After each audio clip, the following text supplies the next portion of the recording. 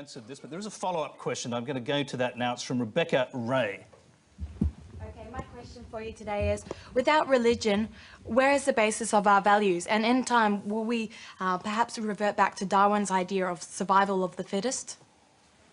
Richard Dawkins, you can answer that and I'll bring in Cardinal Pell. I very much hope that we don't revert to the idea of survival of the fittest in planning our politics and our values and our way of life.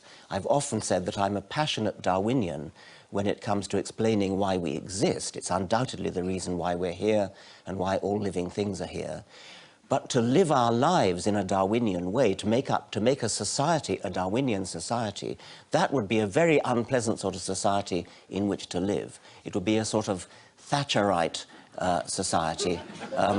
And we want to, I mean, in a way, I feel that one of the reasons for learning about Darwinian evolution is as an object lesson in how not to set up our values and our social lives.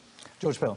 Well, it's interesting because I think in the space of about 2 minutes, Richard has said two different things.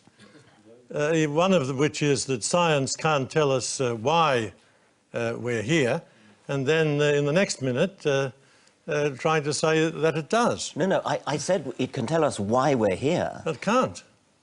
Well, I simply contradict you in that case. Well, what is the reason that science gives why we're here? Science tells us how things happen. Science tells us nothing about why there was the Big Bang, why there is a transition from inanimate matter to living matter. Science is silent on... we could solve most of the questions in science and it would leave all the problems of life almost completely untouched. Why be good? There are... why be good is a separate question, which I also came to.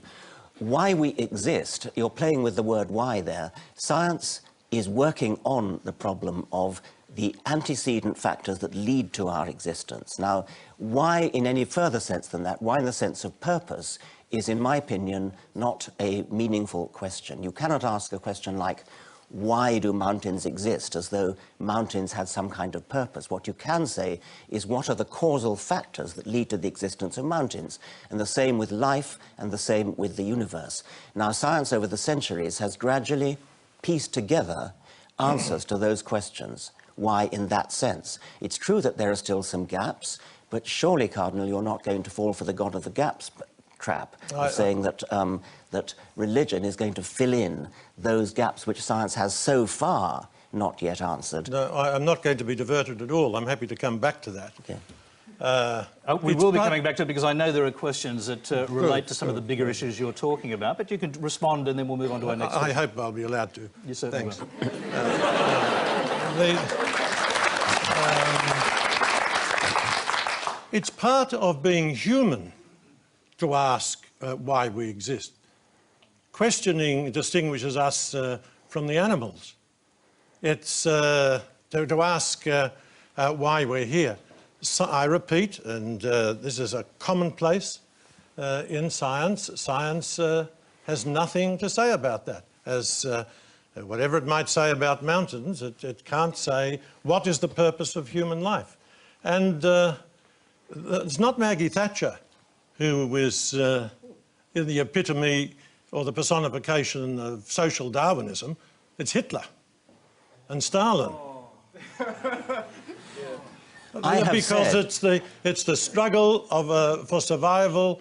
The strong take what they can and the weak give what they must, and there's nothing to restrain them.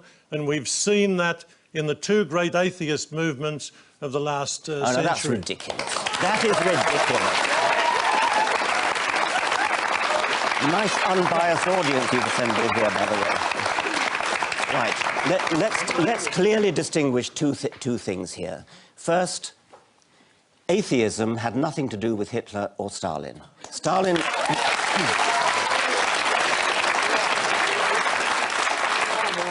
Stalin was an atheist, Hitler was not. It doesn't matter what they were with respect to atheism. They did their horrible things for entirely different reasons.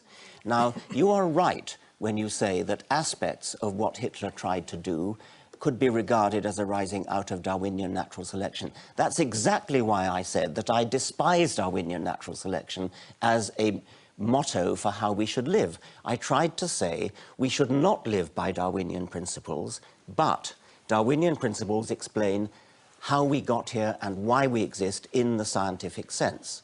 Now, Cardinal, you said it's part of human nature to want to ask the question why, in the sense of purpose. It may very well be part of human nature, but that doesn't make it a valid question. There are all sorts of questions which you can ask. What's funny about that? What is funny about that? OK, we'd like the audience not to yell out. If we can do that, that'd be great. We're going to move on. I didn't finish, I'm sorry. OK, well, finish your point, OK. because there are lots of questions pertaining to this. We will The question why is not necessarily a question that deserves to be answered. There are all sorts of questions that people can ask, like, what is the colour of jealousy? That's a silly question. Exactly. Why is a silly question. Why is a silly question. You can ask, what are the factors that led to something coming into existence? That's a sensible question. But what is the purpose of the universe is a silly question. It has no meaning. Could I just interpose very briefly? Very briefly. I think it's a very poignant and real question to ask, why is there suffering? We will be asking that question, believe it or not. This is Q&A. It's live and interactive. Tonight we're experimenting with QuandaVote, a new way for Q&A viewers to share their opinions on the issues we discuss. You can go to the quandavote.tv website on your smartphone, tablet or computer to vote in our very first question, and that is, does religious belief make the world a better place? Does religious belief make the world a better place? We'll report back later on your views. First, let's move on to our next question for our panel. It comes from Paul Hanrahan.